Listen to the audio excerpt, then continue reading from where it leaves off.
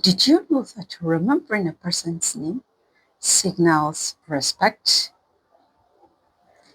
Yes, it does. This is why if you want a person to feel seen, you want to call the person by his name. We forget people name. You meet a person and you forget his name simply because you're not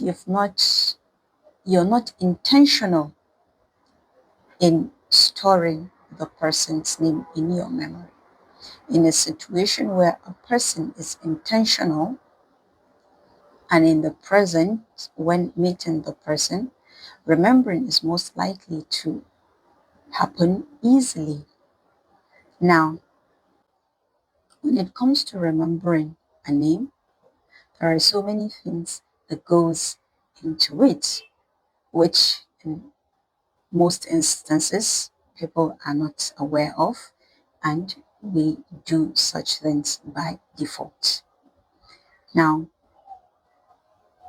a person, a name of a person is something that one cannot attribute it to his existing knowledge. I mean, every person is unique in his own makeup.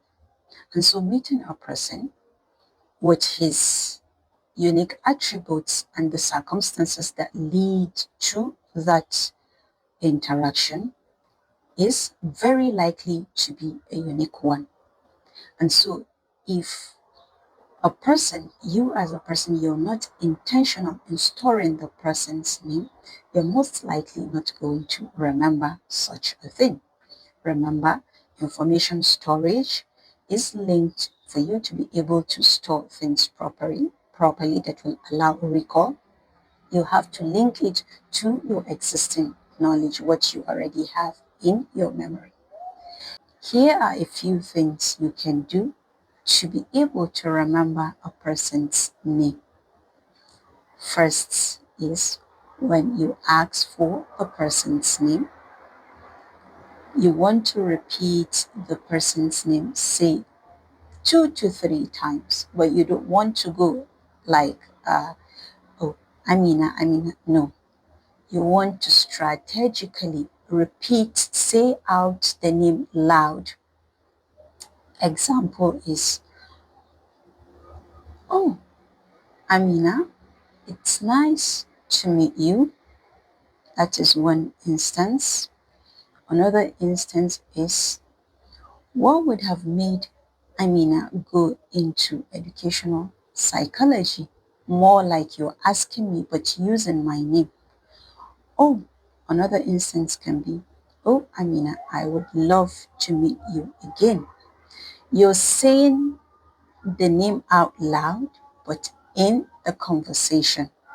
This is one thing that will allow you remember or recall a person's name in the near future.